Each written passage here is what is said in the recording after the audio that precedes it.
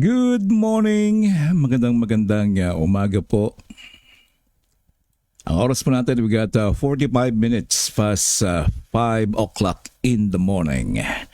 Today is a beautiful, blessed Sunday sa atin pong lahat. And of course, say hello sa lahat ng ating mga kaibigan, mga kapatid na ating makakasama ngayong umaga. Kumusta po kayo? Kumusta po ang inyong mahimbing na pagtulog? Kayo ba ay nanaginip ng napakaganda? Purihin ang Diyos.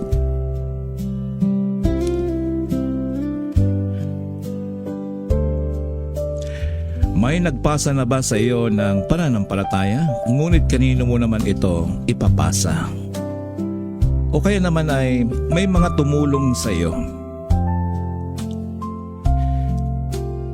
Ang titulo po ng ating pagbubulay ngayong umaga, Sunday, ay Pay Faith Forward.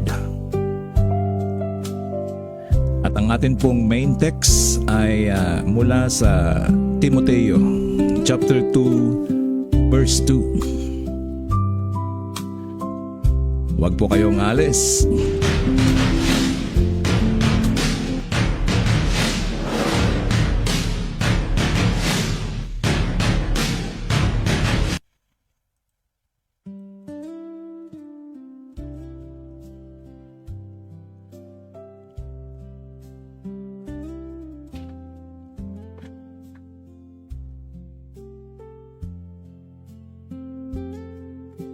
Napakasarap pong alalahanin ang pag-ibig ng Diyos. Higit sa lahat ay nagising po tayo. Nagising tayo ng nasa mabuting pakiramdam, nasa mabuting kalagayan, at tayo muli ay magkasama-sama. Pay Faith Forward. Ito po ay kung napanood nyo na yung Pay It Forward na pelikula na kung saan ay tinulungan yung isang tao.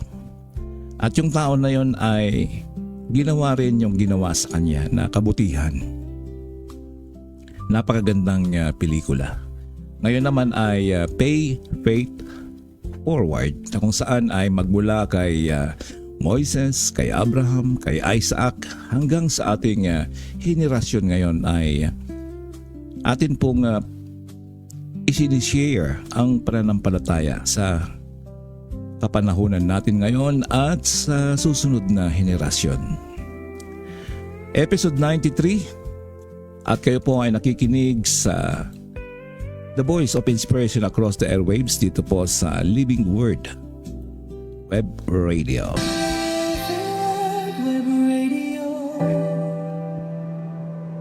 The voice of inspiration across the airwaves.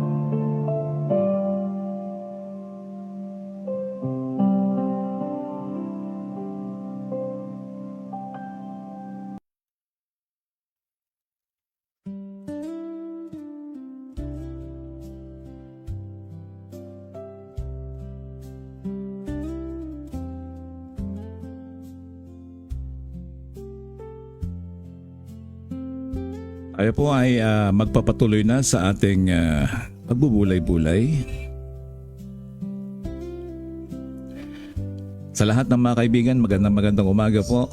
Good morning po sa lahat. Isang pasada na lang po ng ating pagbate. Magandang umaga magmula kay yung mga nauna rito. Ayan, si Ryan Ostia. At si Ma'am Banji pala ang nauna. Banji CEO te. Magandang umaga po. Ayan, mga early birds. And of course, kay Ma'am Lerma, good morning po Pastor at di lahat ng nakikinig po. At lahat na nakikinig, ayan.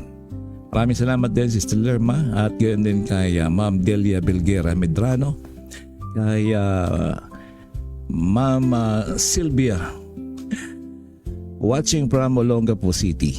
And of course, and hello kay Ma'am Lydia Sombrito. Hello po, good morning sa lahat ng mga anak ng Diyos sa ngalan ni Jesu Cristo watching here in Santo Tomas, Nagilian, Isabela.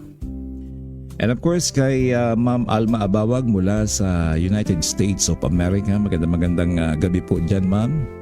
At kay Sir Jake or Sir Rolando, good morning po Pastor at sa lahat ng masugid na taga-subaybay ng iyong programa. Magandang umaga. At kay Ma'am Caroline, all blessed Sunday to all. God bless. Yan po ang message. Okay. So ngayon po ay araw ng linggo at alam ko naman na kapag araw ng linggo ay araw ng pamamahinga at sana ibigay natin sa ating Panginoong Diyos ang oras at araw ng pamamahinga. At higit sa lahat, siyempre, habang namamahinga ka ay alam ko naman na ikaw ay naglalaba.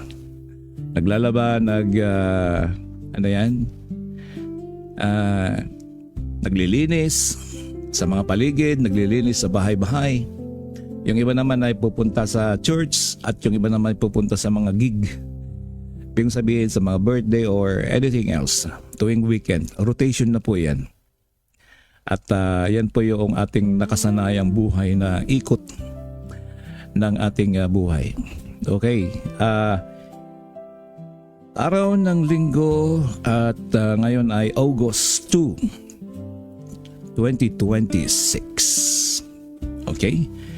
Maaring kunti tayo pero nagluloko yata itong aking numberings dito. Actually marami pong watching from outside of the GC. Anyway. And of course, and hello kay Ma'am Dinaida Bilguera. Napakasarap po magpuri sa Panginoon. Alam niyo po, pagdating natin sa langit, wala na po tayong gagawin doon kundi sumamba at umawit ng mga papuring awit sa Diyos. Good morning din, magandang umaga kay Kuya Raul de los Santos. Good morning Pastor Solo Dagdag. Watching from Pangasinan. Oh, nasa Pangasinan ka ngayon? Greetings na rin dyan kay Ate Pres kung nandyan. O baka maaaring nandun ka sa inyong isang bahay. Nandyan pa rin ba kayo sa Tambak? Barrio Tambak, Malasiki, Pangasinan. Napakaganda po itong mensaheng ito na kung saan ay very common sa secular na laging sinasabi natin ay ipasa kung anong meron ka. Blessings. And of course, hello kay Pastor Roman Dagdag watching from Manaring, Nagilian, Isabela. Magandang umaga dyan. Kumusta po ang ulan dyan ngayon? Nakahinga na siguro yung mga pananim dyan sa Manaring, Santo Tomas or buong Isabela. Dahil nung ako ay nagpunta dyan ay talagang yung mga mais mukhang naging laso na. Hindi na lumaki. Pero purihin ng Panginoon dahil lahat ng mga yan ay nangyayari na rin noon at nangyayari ngayon. Pero hindi tayo pinabayaan ng Diyos. You're listening to The Living Word Web Radio, the voice of inspiration across the airwaves. Pay faith forward. Ano nga ba ang kahulugan nito? Or ipasa ang pananampalataya sa susunod na henerasyon.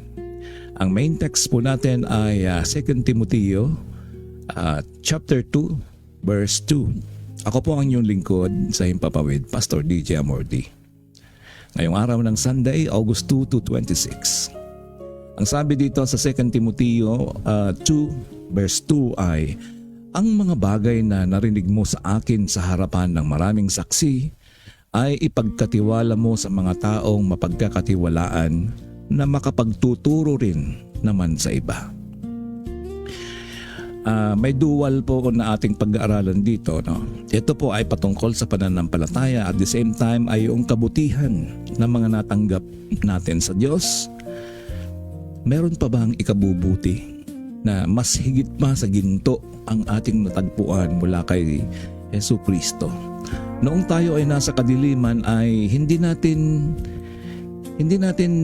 nakikita or we are not aware kung ano yung ginawa ng Diyos sa buhay natin. Ako po muna isaglit na mukhang naglobat na itong aking kailangan kunin yung aking charger. Pasensya na po.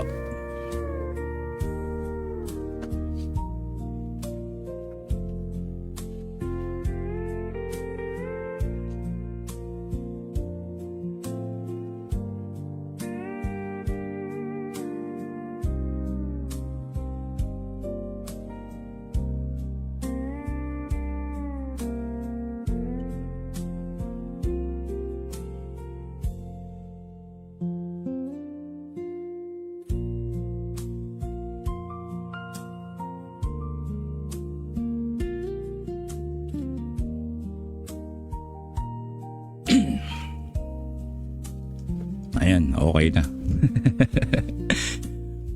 Okay, sansya na po sa delay. Naisaksak ko na yung aking monitor na telepono. So kung may nagpasa sa iyo ng pananampalataya, maaring hindi lang pananampalataya, tulong, blessings, kung kanino mo naman ito ipapasa. Lahat po tayo magmula sa ating buhay ay tinanggap po natin ng maluwag. Tinanggap po natin sa ating Panginoong Hesus Kristo. Mapagpalang araw sa ating lahat, mga minamahal kong kapatid, kaibigan at tagapakinig saan mang bahagi ng Pilipinas at ang buong mundo. Maligayang pagdating sa panibagong episode 93 na po tayo. The Living Word Web Radio, the voice of inspiration across the airwaves. Ang ating mensahe ngayong araw ay pinamagatang Pay Faith Forward o sa Tagalog ay pasa ang pananampalataya sa susunod na henerasyon. Or may napili ka na ba kahit isa o dalawa? May taong nagturo sa iyo tungkol kay Jesus. May taong nananalangin para sa iyo. May taong nag-aanyaya sa iyo sa simbahan. May pastor, magulang, guro, kaibigan o kapatid sa Panginoon na ginamit ng Diyos upang marinig mo ang Ebanghelyo. Ngayon ang tanong ay, kanino mo naman ipapasa ang pananampalatayang iyong tinanggap? Tayo po ay manalangin. Dakilang Diyos, maraming salamat muli Panginoon sa kabutihan mo. Maraming salamat sa iyong salita at sa pananampalataya. Ipinasa sa amin ang mga taong iyong ginamit. Buksan mo ang aming puso't isipan. Tulungan mo kaming maunawaan ang mga pananampalatayang aming tinanggap. Hindi dapat magtapos sa amin. Bigyan mo kami ng katapatan, tapang, karunungan at pag-ibig upang may bahagi namin si Kristo sa iba. Maraming salamat o Diyos sa tanging pangalan ni Jesus. Amen. Ang salitang pay it forward ay nangangahulugang ang kabutihan. Mga kabutihang natanggap natin ay ginagawa rin natin sa ibang tao. May mga taong tumulong na ba sa iyo? May mga taong hindi mo inaasahan ay nakatanggap ka ng mga biyaya. Hindi lamang mga bagay na tanggapin mo, na kinain mo tapos wala na. Mga bagay na tinanggap mo ng regalo. Di ba napakarami na, hindi mo na mabilang. Ang higit sa lahat, ang pinakahigit sa lahat dito po ay yung tinanggap mong buhay na walang hanggan. Marami na tayong tinanggap dito sa lupa, hindi lamang pera, pagkain o material na tulong ang ating pag-uusapan. Ang ating pag-uusapan ay isang bagay na may walang hanggang halaga. Ang pagpapasa ng pananampalataya ayon sa 2 Timoteo chapter 2 verse 2, sinabi ni Pablo kay Timoteo, ang mga bagay na narinig mo sa akin ay ipagkatiwala mo sa mga taong mapagkakatiwalaan na makapagtuturo rin naman sa iba. Alam niyo po, ito ay wala pong pinagkaiba ito sa tulong mula sa isang tao. Subalit ang tulong na ito or regalo or ibinigay sa iyo na pinaghirapan ng iba at ibinigay sa iyo ay mawawalan ng saysay kung hindi mo ito pahalagahan at kung hindi mo ito binigyan ng importansya at kung ito ay hindi mo ginamit sa ikakaluwalhati ng Diyos. At higit po sa lahat yung isinishare natin. Alam nyo yung mga paglalakad mo dyan sa mga lansangan at may nakita kang tao at nakausap mo, hindi po iyon na aksidente. Ito po ay padala ng Panginoong Diyos sa buhay natin. Noong panahon na tayo ay nakarinig ng salita ng Diyos, tinanggap natin ito at tinamasa po natin ang kapayapaan. Sa atin pong talata, si Pablo ay nakakulong at alam niyang malapit nang matapos ang kanyang ministeryo. Ngunit ayaw niyang matapos, kasama niya ang pagpapahayag ng Ebanghelyo. Kaya pinagkatiwala niya ito kay Timoteo. Makikita natin sa talatang ito ang 4 na henerasyon. Si Pablo, si Timoteo, mga taong mapagkakatiwalaan at iba pang mga kanilang mga tinuturuan. Ito ang paraan ng Diyos upang magpatuloy ang pananampalataya mula sa isang henerasyon patungo sa susunod.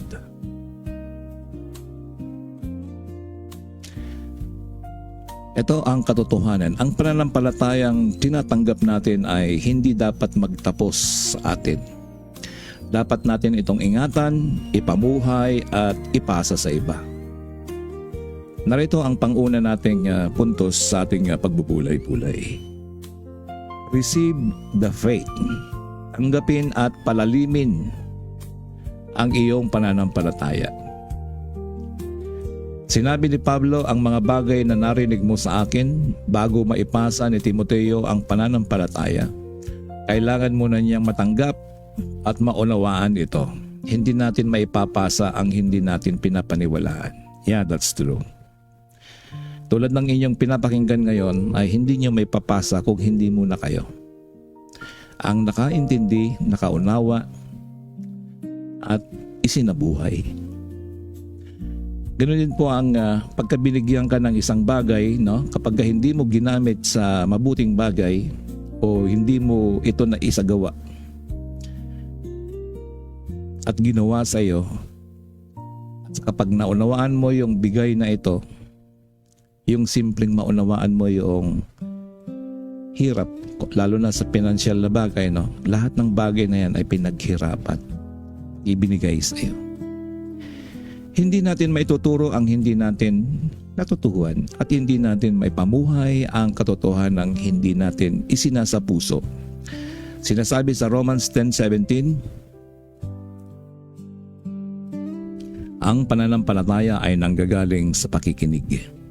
At ang pakikinig ay sa pamamagitan ng salita ni Kristo. Ang pananampalatayang Kristiyano ay nakaugat sa Ebanghelyo. Si Jesucristo ay namatay sa krus para sa ating mga kasalanan. Siya ay muling nabuhay. At ang sino mang magsisisi at sasampalataya sa Kanya ay tatanggap ng kapatawaran at buhay na walang hanggan. Kaibigan, nakasulat na ang iyong pangalan sa libro ng buhay. The moment na tinanggap mo ang Panginoong Jesucristo, yung moment na ikaw ay nagdesisyon na sumunod sa Kanya at papasukin siya sa iyong buhay, naroon na ang iyong pangalan sa libro ng buhay. Ito ang mensaheng dapat nating tanggapin at ipasa. Hindi ang ating sariling opinyon, Hindi ang ating pangalan, hindi ang ating kasikatan. Ang ipinapasa natin ay ang katotohanan tungkol kay Hesus Kristo. Alam niyo po yung ilawan, no? O yung lampara. Isipin mo ang isang taong may hawak na ilawan sa gitna ng kadiliman.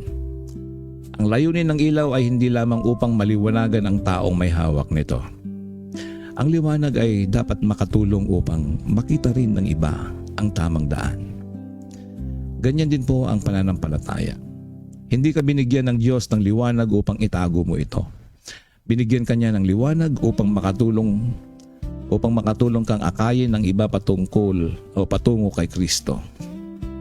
Tanungin mo ang iyong sarili. Kilala ko ba si Kristo? Naunawaan ko ba ang Ebanghelyo?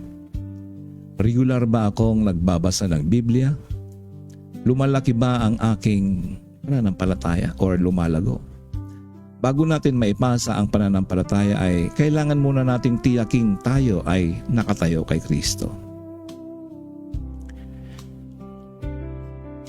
Dako tayo sa pangalawang point.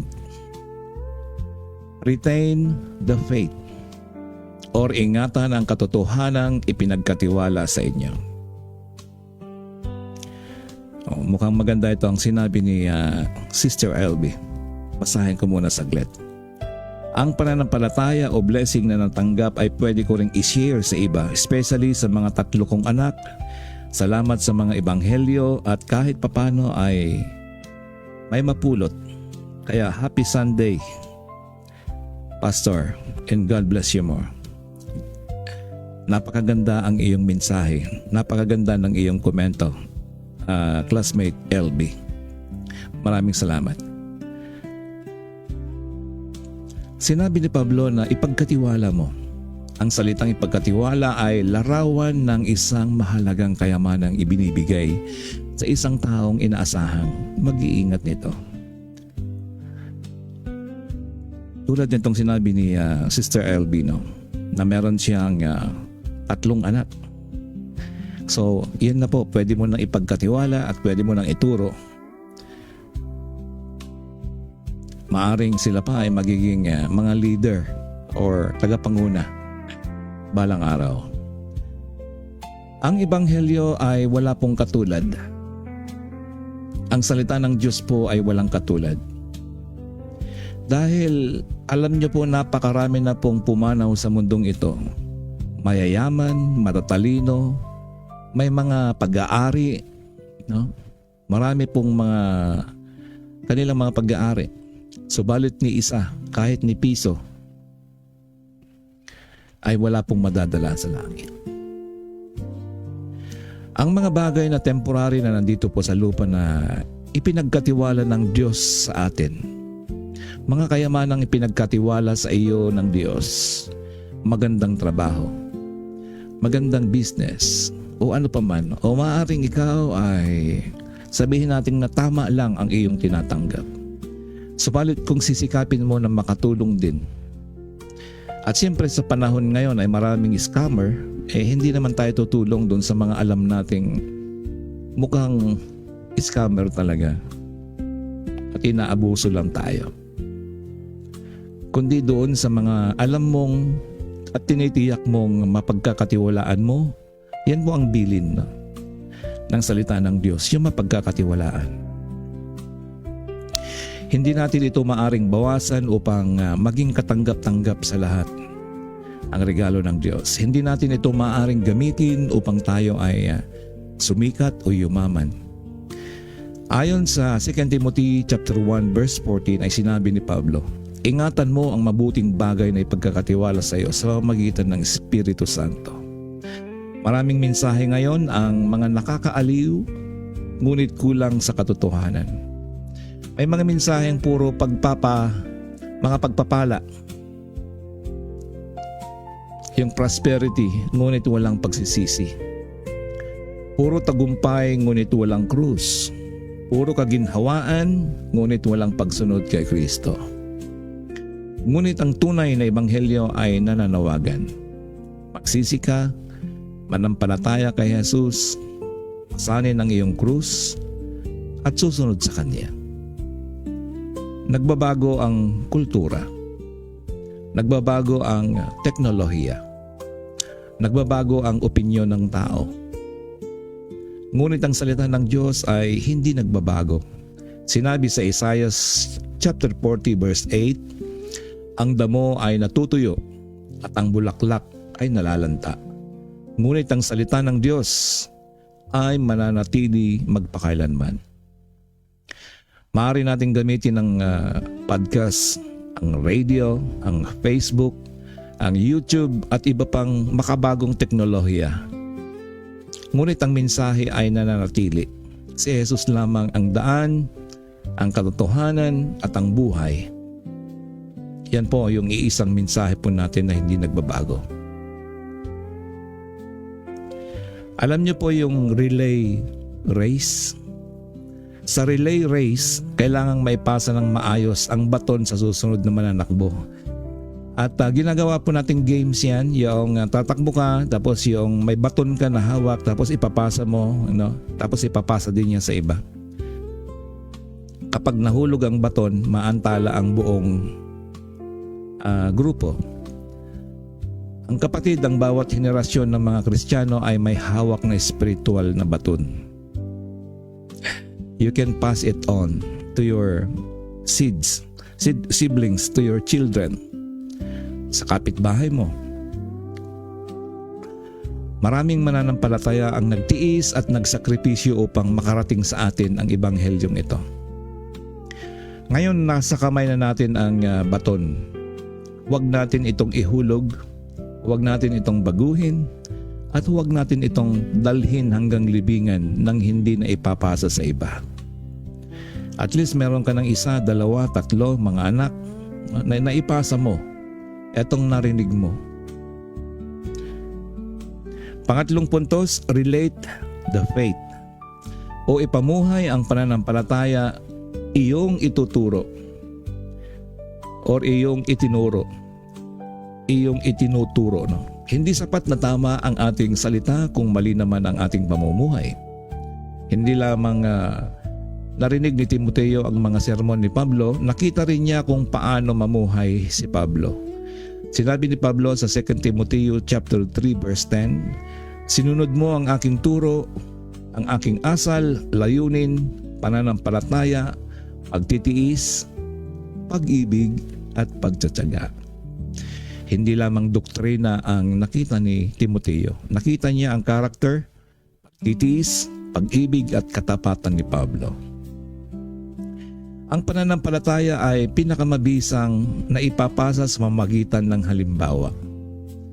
Para sa mga magulang katulad ni LB, mga magulang hindi lamang pinapakikinggan ng iyong mga anak or hindi lamang pinakikinggan ng iyong mga anak ang iyong sinasabi. Pinagmamasdan nila kung paano tayo mamuhay.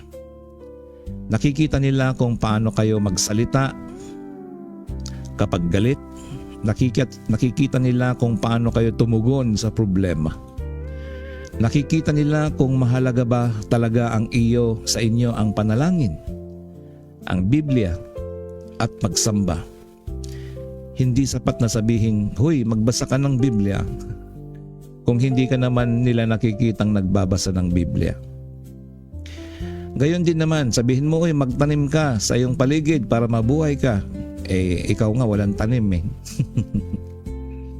Hindi ka rin naglilinis, no? Maglinis kayo sa buong paligid pero yung bahay mo napakadumi.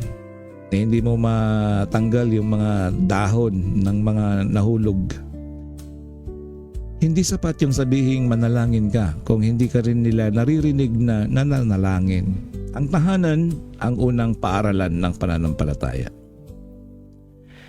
Ito po ay mensahe sa mga ministry leaders, mga pastor, guro at leaders, hindi lamang sermon ang ipinapasa natin.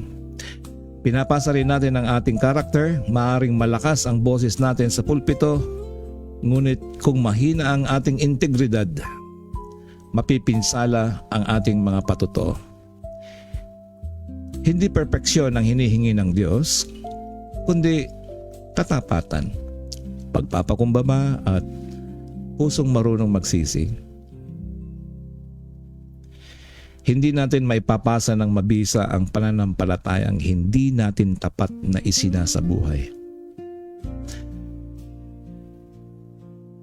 Gayon din po sa mga politiko. Magaling silang magsalita. Sana ay yung sinasabi nila ay nakikita rin sa buhay nila. No? Anyway, mga politiko yan. Wala pong kinalaman ang yung pagiging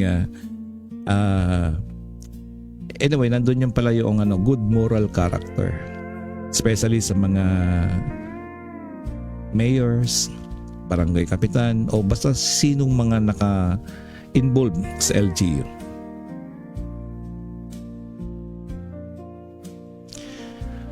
Okay, dako po tayo sa ating pang-apat na point, reproduce the faith. Maghanap at magsanay ng mga taong mapagkakatiwalaan. Ito po yung sinabi ni Pablo na ipagkatiwala mo sa mga taong mapagkakatiwalaan. Hindi lamang talento ang hinahanap ng Diyos. Mas mahalaga sa Kanya ang katapatan. Ang taong mapagkakatiwalaan ay handang matuto. Ibig sabihin hindi po matigas yung ulo mo na para makinig or sumunod. May mabuting karakter, responsable, at tapat sa salita, at handang maglingkod sa iba. Minsan hinahanap natin ang pinakamahusay magsalita, pinakamatalino, o pinakamaraming followers. Ngunit ang hinahanap ni Pablo ay may mga taong tapat at mapagkakatiwalaan. Yung sinasabing discipleship. Discipleship is personal. Ang paggawa ng disipulo ay higit pa sa pangangaral ng maraming tao. Kailangan nito ng panahon, pakikinig, panalangin, pagtuturo, paggabay, at personal na halimbawa. Ganito rin ang ginawa ni Jesus sa kanyang mga alagad. Kasama niya silang naglakad, kumain, nananalangin at naglilingkod. Pagkatapos sinugo niya sila upang gawin din ang kanyang ginagawa. Sino ang inyong Timoteo? Sino ang taong personal mong ginagabayan? Maaring anak mo, katulad ni Sister LB, apo mo, kaibigan, bagong mananampalataya, kabataan sa inyong simbahan, o isang taong pinanghihinaan ng pananampalataya. Hindi mo kailangang maging pastor upang magbahagi ng iyong pananampalataya. Maaari mong simulan sa simpleng paraan. Ipanalangin siya, kumustahin siya, makinig sa kanyang pinagdaraanan, magbasa kayo ng Biblia, ibahagi ang iyong testimony, anyayahan mo siya sa simbahan, turuan mo siyang manalangin, hikayatin mo siyang magbahagi rin sa iba. Ang discipleship ay hindi lamang programa. Ito ay relasyon. Tulad ng ating relasyon sa ating Panginoong Hesus. Dako po tayo sa panglimang point. Ito ay release them to teach others. Ang layunin ay multiplication. Sinabi ni Pablo na ang mga mapagkakatiwalaang tao ay dapat makapagturo rin naman sa iba. Hindi natin tinuturuan ang mga taong upang manatiling umaasa sa atin. Tinuruan natin sila upang tumayo kay Kristo, makatulong din sa iba. Ito ang spiritual multiplication. Si Pablo ay nagturo kay Timoteo. Si Timoteo ay nagturo sa mga taong mapagkakatiwalaan at sila naman ay nagturo din sa iba. Hindi lamang audience ang layunin ng ministry. Ang layunin ay may mga disipulong sumusunod kay Jesus at gumagawa rin ng disipulo. Hindi sapat na marami ang views, hindi sapat na marami ang likes, hindi sapat na marami ang followers. Ang mahalagang tanong ay, may mga taong lumalago ba kay Kristo? May natututo bang magbasa ng Biblia? May natututo bang manalangin? May natututo o may nababago bang buhay? May gumagawa rin bang mga disipulo? Mga minamahal kong kaibigan, mga kapatid, napakagandang mensahe po yan. Hindi tayo tinawag upang gumawa lamang ng followers para sa ating sarili. Tinawag tayo upang akayin ang mga tao na maging followers ni Jesus. Narito po ang biblical examples ay si Luis, si Eunice, and Timothy. Ayon sa 2 Timothy chapter 1 verse 5 ay sinabi ni Pablo, "Naalala ko ang tapat na pananampalataya sa iyo, na unang nanahan sa iyong lolang si Loida at sa iyong si inang si Eunice at ngayon nakatitiyak akong nananahan din sa iyo." Narito ang tatlong henerasyon. Si Loida ang lola, si Eunice ang ina, at si Timoteo ang anak. Ang pananampalataya ay pinasa mula sa isang henerasyon patungo sa susunod. Mga lolo at lola, huwag maliitin ang inyong impluensya. Mga ama at ina, huwag iasa sa church lamang ang pagtuturo ng inyong mga anak. Ang simpleng panalangin sa tahanan ay mahalaga. Ang pagbabasa ng Biblia kasama ang pamilya ay mahalaga. Ang inyong patutuo tungkol sa katapatan ng Diyos ay mahalaga. Maaring hindi ninyo agad makita ang bunga, ngunit ang salita ng Diyos na itinanim ninyo ay maaring tumubo sa tamang panahon. Pay faith forward in the digital world. Napakalaki ng oportunidad natin ngayon. Katulad po itong ginagawa natin ngayon. Sa pamamagitan ng isang cellphone, maaari tayong makapagbahagi ng salita ng Diyos sa maraming tao. Ngunit gamitin natin ang social media ng may tamang layunin. Huwag lamang mag-post upang mapansin, mag-post upang makapaglingkod, huwag lamang humingi ng likes, pagbigay din ng liwanag. Huwag lamang magparami ng followers, tulungan ang mga tao na maging followers ni Jesus.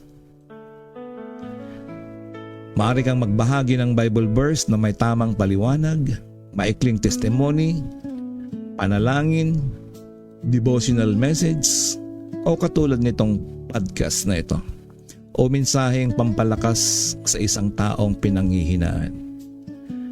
Ngunit tandaan, hindi mapapalitan ng social media ang personal na discipleship.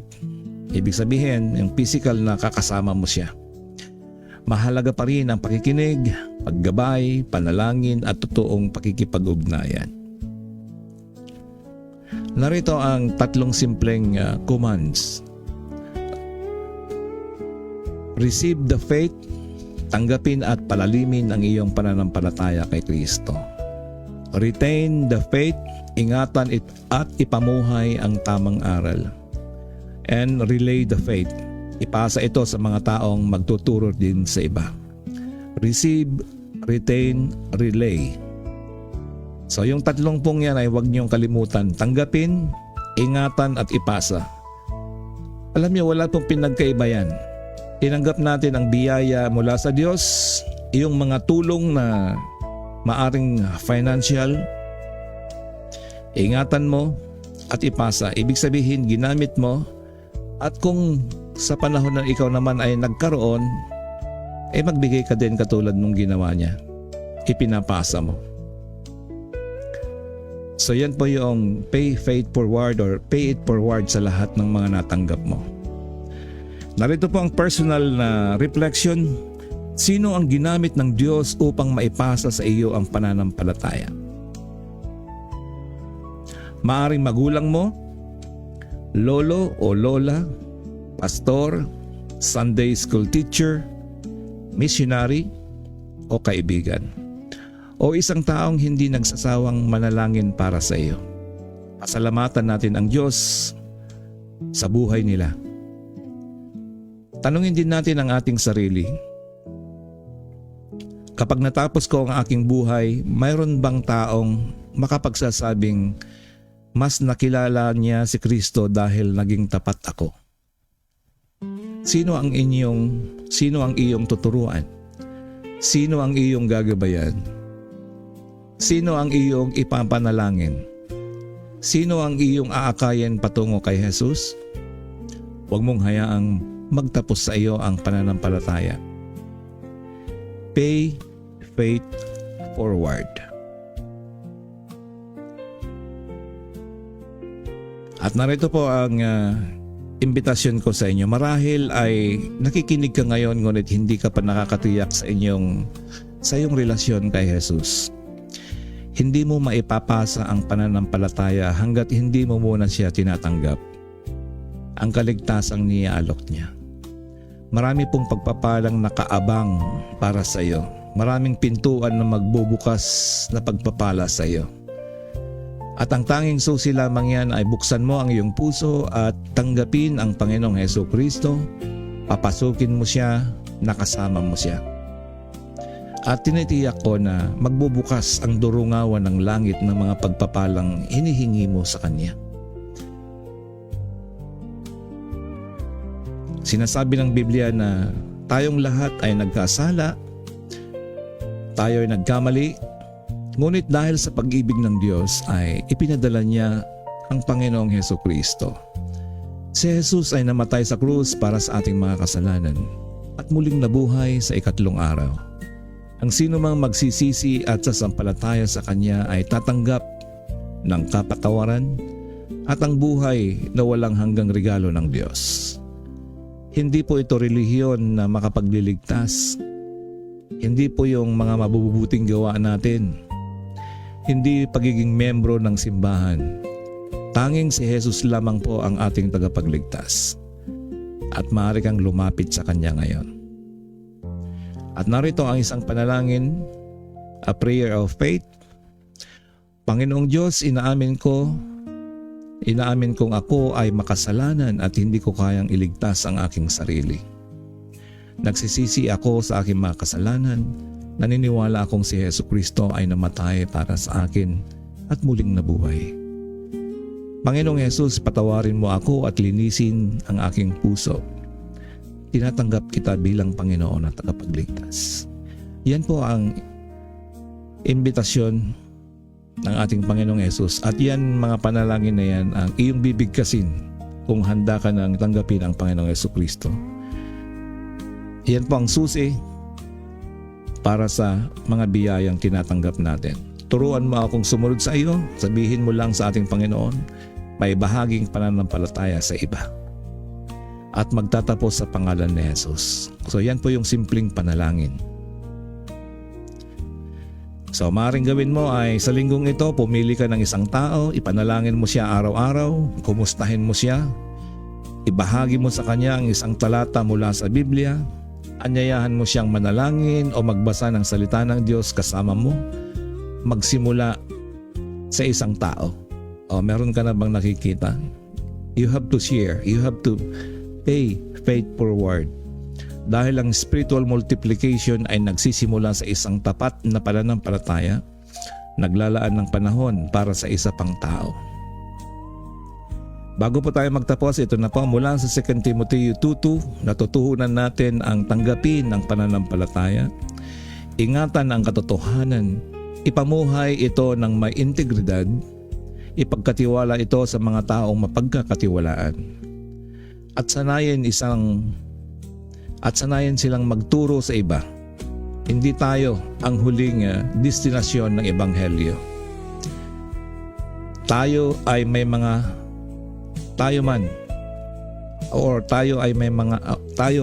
katiwala. Tayo ang mga tulay. Tayo ang tagapagdala ng mabuting balita. Ang pananampalatayang tinanggap mo ay huwag mong hayaang magtapos sa iyo. Ipasa mo rin ito sa iba. Dako po tayo sa ating pangwakas na panalangin. Dakilang Diyos, aming Ama, maraming salamat sa mga taong iyong ginamit upang maipasa sa amin ang pananampalataya. Patawarin mo kami sa mga pagkakataong naging tahimik kami dahil sa takot o naging abala sa pansariling layunin. Bigyan mo kami ng pusong mapagmahal, pusong nagmamahal sa mga nawawala. Bigyan mo kami ng karunungang magturo ng iyong mga salita ng tama. Tulungan mo ang mga magulang, mga lolo at lola na maging mabuting halimbawa sa susunod na henerasyon. Palakasin mo ang mga pastor, missionaries, teachers, youth leader at lahat ng gumagawa ng mga disipulo. Tulungan mo kami maging tapat na tagapag-ingat at tagapagpasa ng ebanghelyo. At kapag natapos ang aming buhay, naway may mga taong patuloy na maglilingkod at magtuturo dahil naging tapat kaming gabayan sila kay Kristo. Gayon din, O Lord, hipuin mo ang mga nabibiyayaan ng pinansyal na bagay. Maraming mga taong gustong maglingkod sa iyo na hindi nila kayang maglingkod ng physical, subalit meron sila. Hipuin mo sila, O Lord, upang makapagbigay. Marami pong mga missionaries na maraming misyon, subalit hindi makaparoon dahil sa kakulangan ng mga pinansyal na bagay.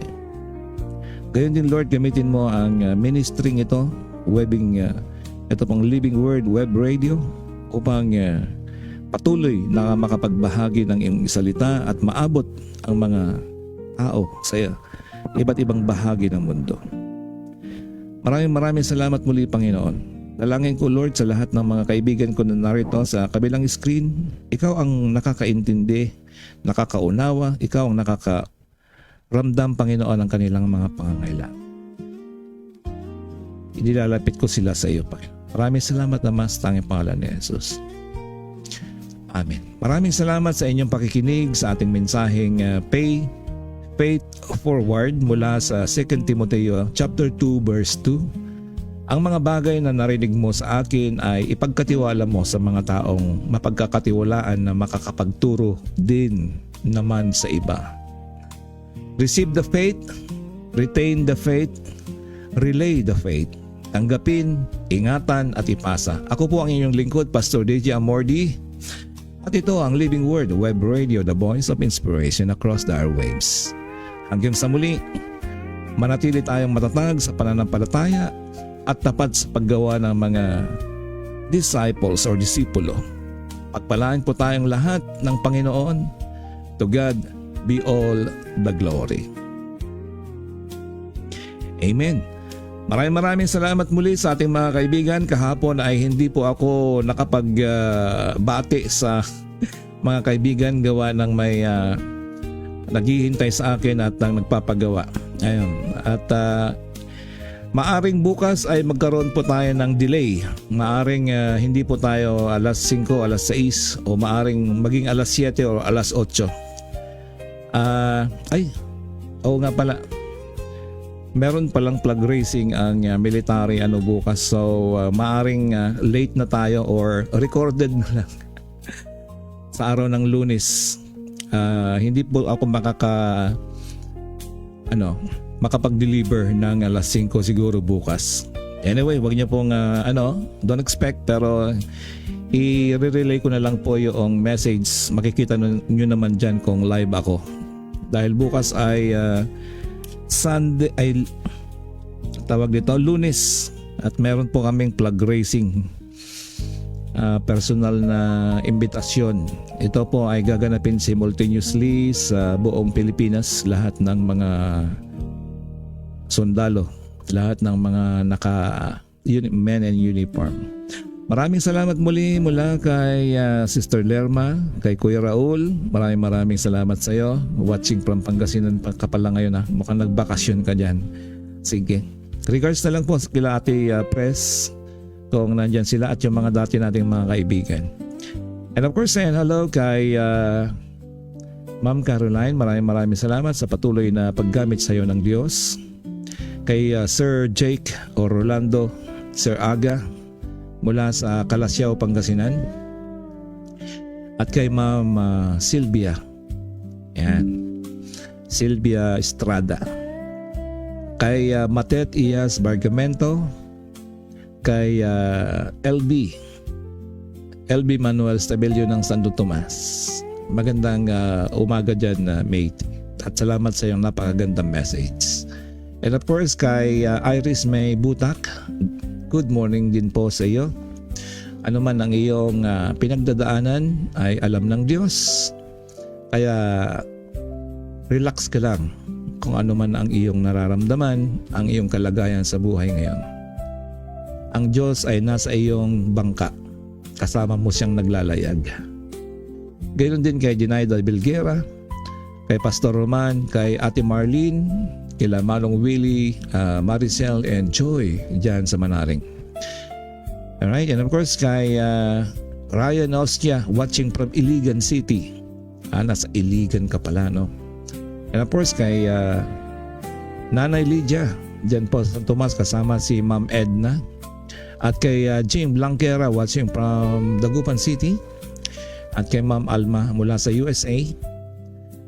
At ayan, sino pa? Si Ma'am Banji, si Ote.